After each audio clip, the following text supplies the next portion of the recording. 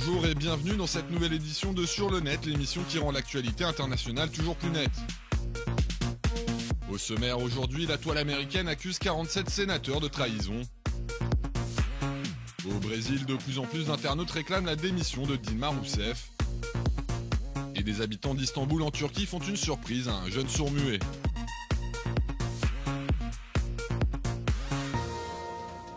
Plus de 136 000, c'est le nombre de citoyens américains qui ont paraphé cette pétition mise en ligne sur le site de la Maison-Blanche lundi 9 mars.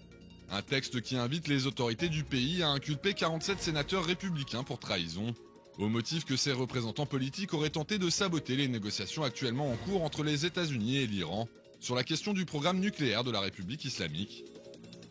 Les signataires du document reprochent en effet à 47 membres du Sénat américain d'avoir fait parvenir aux leaders iraniens une lettre particulièrement déplacée en début de semaine. Une missive dans laquelle les élus conservateurs avertissent que tout accord trouvé entre les États-Unis et la République islamique au sujet du programme nucléaire iranien sera remis en cause par le Sénat ou le successeur de Barack Obama si le résultat des négociations est jugé insatisfaisant. Des propos rapidement dénoncés par les internautes américains qui, en plus de signer la fameuse pétition, ont été nombreux à se ruer sur la toile pour exprimer leur colère face à l'initiative des élus républicains à l'aide du hashtag 47 Traitors, 47 traîtres en français. Des adeptes des réseaux sociaux qui estiment que les sénateurs à l'origine de la lettre controversée cherchent uniquement à nuire au président Obama en voulant faire capoter les discussions en cours entre les États-Unis et l'Iran. Une attitude inadmissible qui pourrait avoir de graves conséquences sur les relations entre les deux pays et qui doit donc être sévèrement sanctionnée, affirme une large partie des utilisateurs du web local.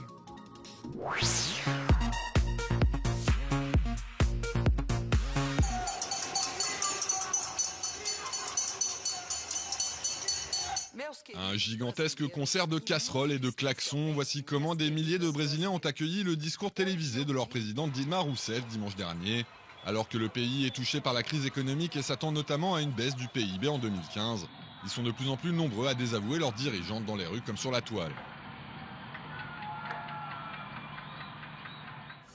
Le mouvement de protestation s'est en effet rapidement propagé sur Twitter où les internautes n'hésitent pas à réclamer la démission de la chef de l'État, en faisant usage du hashtag Vaya Dilma, en français Dilma va-t'en, une expression plébiscitée par les utilisateurs brésiliens du réseau social, qui n'ont généralement pas de mots assez durs pour exprimer leur mécontentement face à la politique menée dans le pays.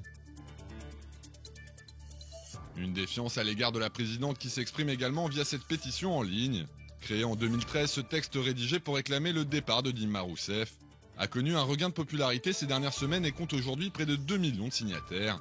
Une démarche qui ne devrait cependant pas aboutir, avance la journaliste Elsa Buchanan sur le site du quotidien international Business Times. Le processus de destitution du chef de l'État nécessitant un grand nombre de conditions qui ne sont pas réunies actuellement. Malgré cela, les détracteurs de la présidente entendent poursuivre leur combat en participant notamment à une manifestation qui aura lieu le 15 mars prochain. Objectif de cette mobilisation, inciter les autorités brésiliennes à mettre en place une nouvelle politique qui réponde aux attentes de la population.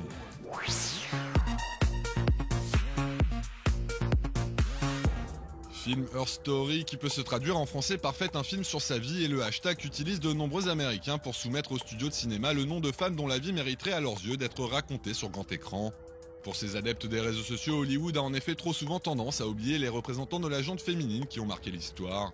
Une situation jugée inadmissible par les internautes du pays qui espèrent que leur mobilisation en ligne permettra de faire évoluer les choses rapidement.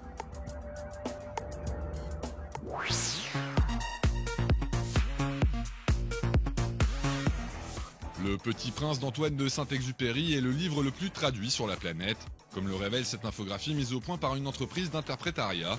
Disponible dans 253 langues différentes, le roman français arrive juste devant Pinocchio et ses 240 versions. De leur côté, les bandes dessinées ne sont pas absentes de ce classement avec la présence au 7e et 8e rang des aventures complètes d'Astérix et de Tintin. Un travail à retrouver sur le site 7brands.com.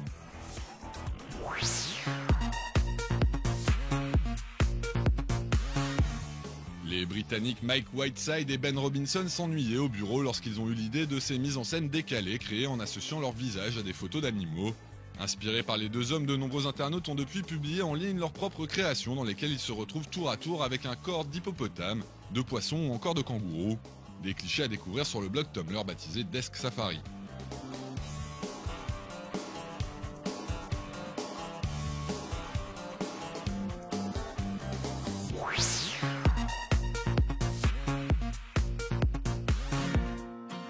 demandé aux habitants d'un quartier d'Istanbul en Turquie d'apprendre le langage des signes pour faire une surprise à un jeune sourd-muet qui n'a pas l'habitude de pouvoir communiquer avec les passants.